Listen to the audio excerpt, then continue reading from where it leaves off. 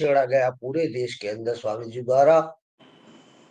हर तहसील में, जिलों में और बड़े गांवों तक स्वामी जी ने यात्राएं की। करीब 15 लाख किलोमीटर की यात्रा करके इस देश में भ्रष्टाचार के विरुद्ध और जो भारत स्वाभिमान के मुद्दे थे, शिक्षा का मुद्दा, भारतीय भाषाओं का मुद्दा, मैकाले की शिक्षा पद्धति को देश से बाहर निकालना, कृषि का मामला, गौ संवर्धन संरक्षण का, बहुत सारे विषय हमारे हैं।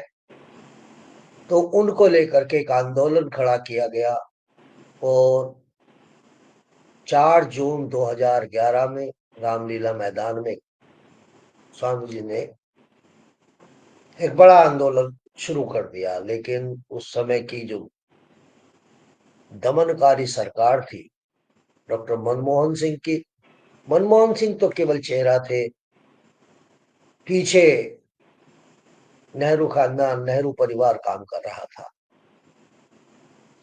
उसकी परिणति बहुत बुरी हुई आंदोलन की, स्वामी जी के साथ बर्बरता हुई। और हम में से कई लोग हैं, राम लक्ष्मपाल जी भी होंगे और जी होंगे, जो उसके साक्षी रहे। 4 जून को हुआ, 6 जून में हम लौटे। खैर वो अलग विषय है। 6 जून में लौटने के बाद आदरणीय, उसकी रात बरसात हो में रही थी, मैंने भीग रहे थे, वहां बैठे हुए। कविता की रचना की थी, तो वो आपको भेज दूंगा। ये वो समझ लीजिए कि मैं आपको जबरदस्ती सुनाना चाहता हूँ, तो ताकि उस आंदोलन को आप जान सके। उसमें जो भी लिखा है वो सत्य लिखा है, तो आपको समझ आ जाएगा कि क्या हुआ, कैसे हुआ। तो ये 2009 भारत स्वाभिमान आंदोलन। आज जो आप बाजारों में स्वामी जी की एक बहुत बड़ी रेंज देखते हैं प्रोडक्ट्स की, चाहे वो दंत कांति पेस्ट हो या और सामान हो, दुनिया भर की सामान आज करीब 1500 के करीब सामान बाजार में है और आयुर्वेदिक दवाइयां हैं। ये सब कुछ लोग आलोचना करते हैं, एक संत को नहीं करना चाहिए, लेकिन ये कोई व्यापार नहीं, ये स्वदेशी का एक आंदोलन है। आज हर चीज पतंजलि वो बनाती है जो विदेशी कंपनियां भारत में बेचती थी। जो पैसा देश का विदेशों में जा रहा था, पतंजलि ने कहा कि देश का पैसा देश में रहना चाहिए, और इस प्रकार से ये बना, अब पतंजलि के प्रोडक्ट बने। और पेप्सी कोला, कोका कोला, इनकी आज भारत में बहुत बड़ी जनसंख्या हो गई है जो इनका बहिष्कार करती है, इनको नहीं पीती। शीर्षासन इनको करा दिया था।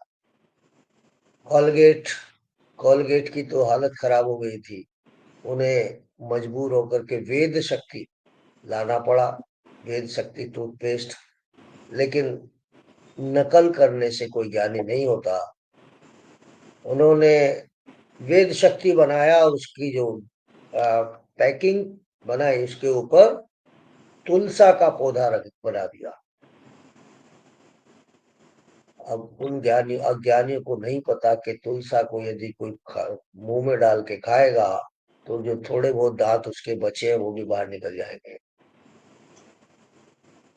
फिर आचार्य जी ने टिप्पणी जब उस पे की, तब उन्होंने वो तुलसा का पौधा हटा दिया। तो वेद शक्ति उनको उतारना पड़ा, बहुत भारी उनको नुकसान हुआ। तो आज स्वदेशी के आंदोलन के अंतर्गत बाजार में स्वदेशी प्रोडक्ट्स उपलब्ध है। और वही नहीं, उसके अतिरिक्त और कंपनियों ने भी स्वदेशी माल बनाने शुरू कर दिए हैं। आज भारत एक बहुत बड़ा बाजार बन चुका है स्वदेशी वस्तुओं का। लेकिन आयुर्वेद के क्षेत्र में भी काम होना बाकी था। आयुर्वेद इस देश में तब से है, हजारों हजारों साल से। और ये जो एलोपैथी है तो केवल 250 वर्षों से है। और एलोपैथी के नाम पर शरीर में केमिकल झोंके जा रहे हैं जो सारे के सारे पेट्रोलियम प्रोडक्ट्स हैं एक तरीके से। आयुर्वेद हानिकारक नहीं है, उसके साइड इफेक्ट्स नहीं है। और अब तो आयुर्वेद में ऐसी ऐसी दवाइयां हैं कि तुरंत एकदम रिलीफ। परंतु हमारी समस्या क्या थी कि medical lobby, allopathy lobby, IMA, Indian medical association, या पूरी दुनिया में ये बना हुआ है मेडिकल एसोसिएशन, ये इतने प्रभावशाली है। 400 लाख करोड़ रुपए की संपत्ति इनके पास है। ये छोटे मोटे देशों की तो सरकारें बदल देते हैं अगर इनकी ना माने तो। ये आयुर्वेद को आगे नहीं बढ़ना देना चाहते थे, और कुछ देश में सरकार ऐसी थी जो उन्हीं का समर्थन करती थी।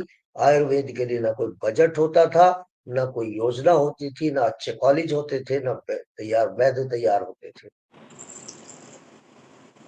जो प्रोडक्ट थे आयुर्वेद के, वो चरक, सुश्रुत, वाग्भट, सुलेमा, बहुत सारे जो हमारे प्राचीन वेदाचार्य रहे हैं, ऋषि रहे हैं, उनके द्वारा दिए गए सूत्रों के ऊपर निर्भर करते थे।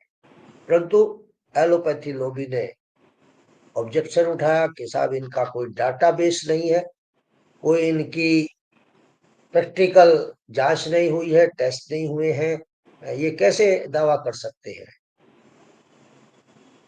तो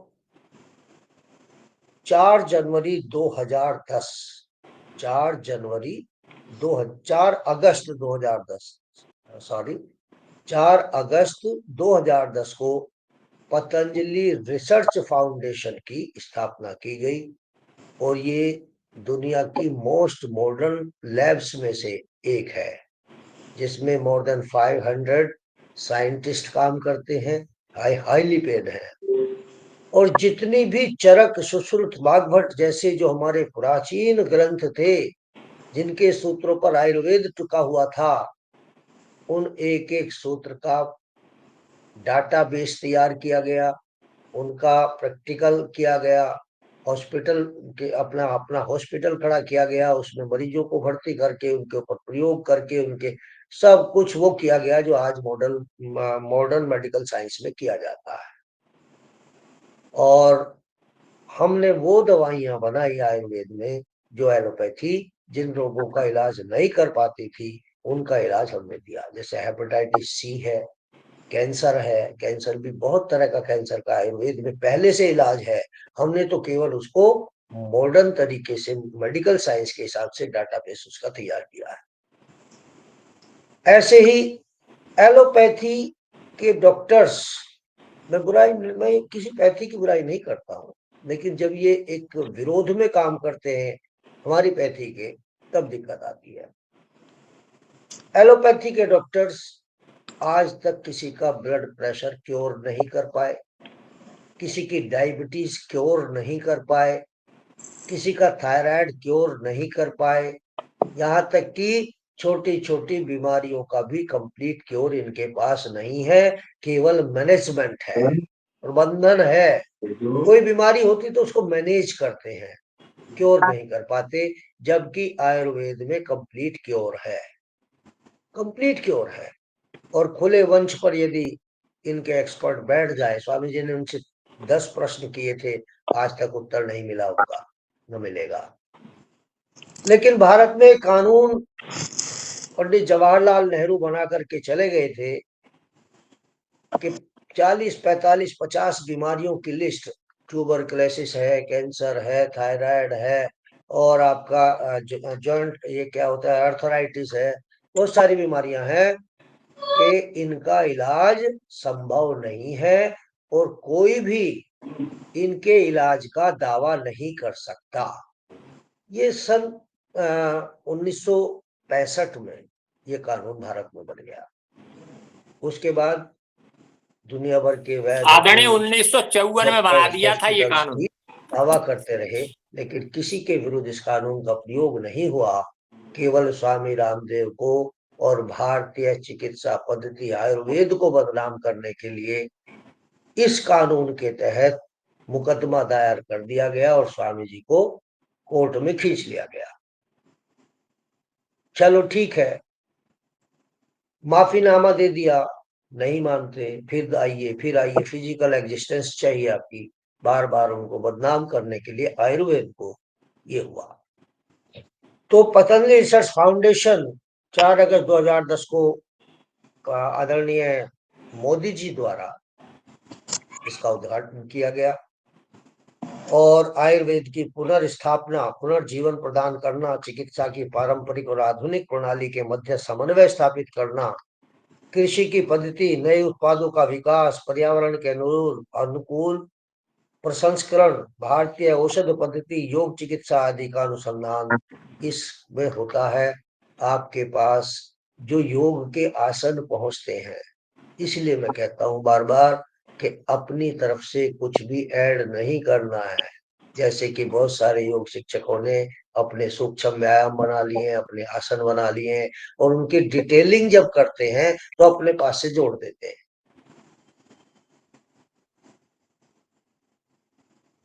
वो पता नहीं कहाँ देखते हैं, किससे सुनते हैं, कहाँ से करते हैं। जब आपके पास दुनिया की मोस्ट मॉडर्न लैब्स में से एक लैब है जिसमें जर्मन साइंटिस्ट डॉक्टर सरला टेरेस योग की एक एक गतिविधि के ऊपर सैकड़ों सैकड़ों हजारों हजारों बार उस पर प्रयोग किया जाता है कि हाथ को अगर यहाँ रखेंगे क्या क्या असर होगा, उसे यहाँ ला के लंबा से गहरा सांस लेंगे तो क्या असर होगा। सारे टेस्ट होने के बाद जो बेस्ट रिजल्ट आते हैं वो स्वामी जी जनता को देते हैं, योग शिक्षकों को देते हैं। तो फिर क्या वजह है कि भाई आप अपने प्रयोग कर रहे हैं। तो इसलिए ये बात आपको इसलिए बताई जा रही है कि ये गलती आप ना करें। आपको जो सिखाया गया है वही, उसके बाद स्वामी जी को देख के कैसे बताते हैं क्या करते हैं। चलिए ज्यादा डिटेल में नहीं। 5 जनवरी 2011 को पतंजलि ग्रामोद्योग ट्रस्ट की स्थापना की गई। पतंजलि ग्रामोद्योग, इसके अंदर ग्रामीणों के जीवन और स्वास्थ्य को बेहतर बनाने, ग्रामोद्योग को एक साधन के रूप में प्रयोग किए जाने के उद्देश्य से की गई और इसका लक्ष्य और उद्देश्य गांवों में उपलब्ध जो धन है, मानव संसाधन है, उनका प्रयोग ग्रामोद्योग की स्थापना करना, पारंपरिक ज्ञान, कला, कौशल, पतंजलि ये इसको किया गया। और इसके अंतर्गत हमने नॉर्थ ईस्ट में, नॉर्थ ईस्ट जो हमारे आसाम, मणिपुर, मेघालय, अरुणाचल, इनमें हमारा बहुत बड़ा ग्रामोद्योग है। कहीं से हम एलोवेरा खरीदते हैं, कहीं से एप्पल खरीदते हैं, कहीं से हम आंवला खरीदते हैं, कई चीजें उन इलाकों में बनवाते हैं। एक ग्रामोद्योग खड़ा किया गया। बहुत बड़ी बात। आपको जान के ताज्जुब होगा, इस देश की जो ये देश आज जैसे चाइना है, डोमिनेट कर रहा है पूरी दुनिया में मैन्युफैक्चरिंग में और मार्केटिंग। 17वीं शताब्दी तक भारत की पोजीशन भी यही थी कि दुनिया के अंदर जितना प्रोडक्शन होता था उसका 34% भारत करता था, मार्केटिंग करता था। हम पूरी दुनिया में जो है छाए हुए थे। कारण क्या था कि हमारी जो प्रोडक्ट्स थे वो लघु उद्योगों में बनते थे, कुटीर उद्योगों में बनते थे। जो बड़े उद्योग थे वो कम थे, लेकिन जो छोटे पानी के जहाज भारत से ज्यादा कोई नहीं बनाता था। उसमें लगने वाला जो एलॉय है, आयरन, उसका एक एलॉय यानी कि उसमें क्या मिला करके बनाया जाए, उनमें जंग नहीं लगता था। पूरी दुनिया को हम आयरन और सप्लाई करते थे, आयरन सप्लाई करते थे। और तो और जो भागलपुर का रेशम, भागलपुर का सूती का मलमल जिसे रेशम बोलते हैं लोग, वो 16 मीटर का थान एक अंगूठी के अंदर से निकल जाता था। इतनी फाइन क्वालिटी का वो हुआ करता था। ये जो अंग्रेज है, जो यूरोपियंस है, इनको कपड़ा भी नहीं पता था कैसे पहना जाता है। भारत का जो कपड़ा था, मलमल था, वो सोने के भाव यानी कि उसको तोला जाता था सोने के भाव बराबर ये कपड़ा बिका करता था और भारत में सोना आता था। ये एक अलग विषय है, बहुत बहुत बड़ा विषय है ये, तो इस पे कभी बात करेंगे। तो 5 जनवरी 2011 को ग्रामोद्योग की स्थापना की गई। और भारत के देखिए, एक छोटी सी बात बता के खत्म कर देता हूँ, इस विषय को नहीं लूंगा। कि 2000 प्रोडक्ट ऐसे थे जो हमारे गांवों में उत्पादित होते थे। 2000 प्रोडक्ट हर गांव में आज भी बहुत सारे प्रोडक्ट उत्पादन किया जा सकता है। जैसे हम दुग्ध लें, दुग्ध में से कितने प्रोडक्ट बनते हैं, कुछ डायरेक्ट बनते हैं, कुछ बाई प्रोडक्ट होते हैं, कितने बनते हैं। खेती के कितने प्रोडक्ट होते हैं, खेती के ऊपर वेस्ट बहुत सारे प्रोडक्ट होते हैं। उसके अतिरिक्त गन्ना, गन्ने से शुगर के अलावा और दुनिया भर की चीजें बनती है। 2000 प्रोडक्ट की लिस्ट पतंजलि हमारे पास है जो गांवों में बनते हैं। अब जिन गांवों में 2000 प्रोडक्ट का प्रोडक्शन होता हो, जो प्रोडक्शन यूनिट थी वो गांव थे, मार्केटिंग यूनिट शहर हुआ करते, शहर खरीदते थे गांव से और उसका ट्रेडिंग और रिटेलिंग करते थे। तो जब गांव में 2000 प्रोडक्ट बनेंगे तो क्या उस गांव का कोई व्यक्ति बेरोजगार होगा? कोई व्यक्ति बेरोजगार नहीं होता था। आज क्या हो गया, कलेक्टर सिस्टम आ गया जब देश के अंदर, तो उन पर चुंगी व्यवस्था लगा दी गई, इनकम टैक्स आ गया, और जाने जितने भी टैक्सेस हैं ये सब 1900 या 1857 की क्रांति के बाद बात लगे बने। तो वो स्ट्रक्चर बिगड़ गया और आज देश की कगारी पे ऐसा हो गया कि देश में काफी बेरोजगारी और गरीबी देश के अंदर आई। पुनः स्थापना होगी इसकी तो हम बहुत सारे प्रोडक्ट आज गांवों में बनवाते हैं, खरीदते हैं, उनको पैसा देते हैं। बहुत सारी आयुर्वेदिक दवाइयों का भी उत्पादन हम गांव देहातों में कराते हैं। अब आइए कि हमारे बहुत सारे ट्रस्ट, कई देशों में हमारे ट्रस्ट हैं।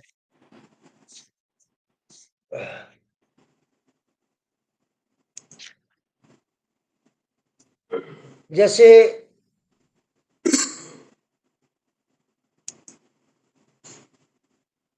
पतंजलि योगपीठ ट्रस्ट यूके यानी कि इंग्लैंड में हमारा ट्रस्ट है। पतंजलि योग फाउंडेशन ट्रस्ट यूएसए में भी हमारा ट्रस्ट है। कनाडा में भी हमारा ट्रस्ट है। काठमांडू नेपाल में भी हमारा ट्रस्ट है। मॉरिशस में भी हमारा ट्रस्ट है। ये सभी ट्रस्ट योग और आयुर्वेद के साथ साथ भारतीय संस्कृति के दर्शन, भारतीय संस्कृति की स्थापना, आयुर्वेद के और योग तो है ही है, इस कार्य को वहां आगे बढ़ाते हैं। ये यूके का ट्रस्ट है, उसका मुख्यालय स्कॉटलैंड में है और वहां पर एक मैडम है, मैडम पोद्दार, तो उन्होंने तो एक पूरा द्वीप, आइलैंड खरीद करके जो है स्वामी जी को गिफ्ट किया और उसके ऊपर पतंजलि योगपीठ की स्थापना की गई। द्वीप का नाम है लिटिल कम्बरे। नोट कर लो, मुझे देखे जा रहे हो, ये फिर बाद में एग्जाम में आएंगे ये सब चीजें। लिटिल कम्बरे द्वीप जो है उसके ऊपर पतंजलि योगपीठ की, स्कॉटलैंड में है ये मुख्यालय इसका, स्कॉटलैंड के में इस द्वीप पर। और यूएसए में जो ट्रस्ट है वो ह्यूस्टन में है। यूएसए का मुख्यालय जो है वो ह्यूस्टन में स्थापित किया गया है। तो इसमें इस तरह के प्रश्न आ जाते हैं, एक देश का नाम दे देते हैं जिसमें ट्रस्ट नहीं है, तो उसमें पूछ ले देते हैं कि कौन सा देश है जिसमें हमारा ट्रस्ट नहीं है। यूएसए दे दिया, कनाडा दे दिया, यूएस दे दिया, साथ में श्रीलंका दे दिया। तो पूछ लेंगे इनमें से किस देश में हमारा ट्रस्ट नहीं है, या जिसमें ट्रस्ट है उसका एक का नाम देकर बाद 3 फर्जी नाम देकर के पूछ लिया जाता है इनमें से किस देश में पतंजलि योगपीठ का ट्रस्ट है। इस पे प्रश्न आ जाया करते हैं। तो ये हमारे विदेशी ट्रस्ट हो गए। ओम गुरुजी ओम। ये यूके उसके में हो गया, अतिरिक्त जो यूएसए में भारत हो गया, स्वाभिमान, कनाडा में। बीच बीच में याद आता रहेगा, बताता रहूंगा, कुछ बुक से देखना पड़ता है। जो भारत स्वाभिमान ट्रस्ट बनाया गया, उस ये स्वामी जी और भाई राजीव दीक्षित जी द्वारा। तो राजीव दीक्षित ही इस ट्रस्ट के प्रथम महासचिव थे, general secretary, first general secretary महासचिव राजीव दीक्षित जी थे। और भारत स्वाभिमान ट्रस्ट का जो मुख्यालय है उसका नाम भी भाई राजीव दीक्षित भवन के नाम से है। ठीक है। अब वहां पर और क्या क्या चीजें हैं पतंजलि के वहां? एक तो पतंजलि आयुर्वेद हॉस्पिटल, जिसमें करीब करीब सभी तरह की चिकित्साएं की जाती है। Patanjali Ayurvedic hospital Patanjali phase first में है ये। यहाँ पर आपका काय चिकित्सा, शल्य चिकित्सा, सर्जरी, शालाक्य चिकित्सा पूछ लेते हैं परीक्षा में। शालाक्य चिकित्सा क्या है, ये किस रोग से संबंधित है? तो ईएनटी, ईयर नोज ट्रैकिया जो बोलते हैं। यहाँ है कान, नाक, गला, सिरों से रोग संबंधित रोग इसमें है। हाँ, शालाक्य दंत, दंत यानी कि पूरा डेंटल कॉलेज वहां पर है। शालाक्य नेत्र, आंखों से संबंधित सारी इलाज वहां होते हैं। बाल रोग, पीडियाट्रिक्स यानी कि बच्चों के जो रोग हैं उसके सभी होते हैं। गायनोकोलॉजी या स्त्री और प्रसूति विभाग, गायनोकोलॉजिस्ट भी वहां बैठते हैं, उनका भी इलाज वहां सारा होता है। पंचकर्म चिकित्सा, पंचकर्म जो होते हैं नस्य आदि ये सब उसमें आते हैं प्राकृतिक चिकित्सा में। आयुर्वेद दवाओं द्वारा शरीर की शुद्धि की जाती है। रोगों के अनुसार स्नेहन कर्म, स्वेदन कर्म, प्रधान कर्म, पंचकर्म चिकित्सा, जैसे षटकर्म पढ़ाया था आपको ऐसे पंचकर्म होता है, तो पंचकर्म कराया जाता है। और इसके अलावा हाइजीन, हाइजीन का भी वहाँ एक डिपार्टमेंट है। षटकर्म और योग का भी डिपार्टमेंट है। फिजियोथेरेपी भी वहाँ है, जिसमें सभी तरह की आपकी टेस्ट वगैरह होते हैं। और पुरुष, महिला व बच्चा वार्ड 100 बिस्तर वाला वहाँ है, इसकी व्यवस्था उपलब्ध है। इसके अतिरिक्त डिस्पेंसरी है, आयुर्वेद चिकित्सालय की सब, ये सब चीजें वहां पर है। उसके बाद पतंजलि आयुर्वेद महाविद्यालय, केवल हम हॉस्पिटल ही नहीं है, हमारा महाविद्यालय भी है जहाँ पर डॉक्टर्स की पढ़ाई होती है आयुर्वेद की, तो हम डॉक्टर्स भी तैयार करते हैं। उसके अतिरिक्त पतंजलि विश्वविद्यालय भी है, पतंजलि यूनिवर्सिटी। इसके अंदर आप बीए, एमए योग से कर सकते हैं, बीएससी, एमएससी योग से कर सकते हैं। पंचकर्म, योग विज्ञान, योग स्वास्थ्य तथा सांस्कृतिक पर्यटन में डिप्लोमा कर सकते हैं। और डॉक्टर्स की भी पढ़ाई होती है, तो कई तरह के कोर्सेज वहां इस तरह के चलाए जाते हैं। इसके अतिरिक्त योग ग्राम, पतंजलि की मुख्य भवन से पीछे करीब 8-9 किलोमीटर पे योग ग्राम है, जो प्रकृति के बिल्कुल चारों तरफ से पहाड़ियों से घिरा हुआ है। बहुत शांत जगह है, ऐसा लगता है जब वहां जाते हैं कि स्वर्ग में आ गए।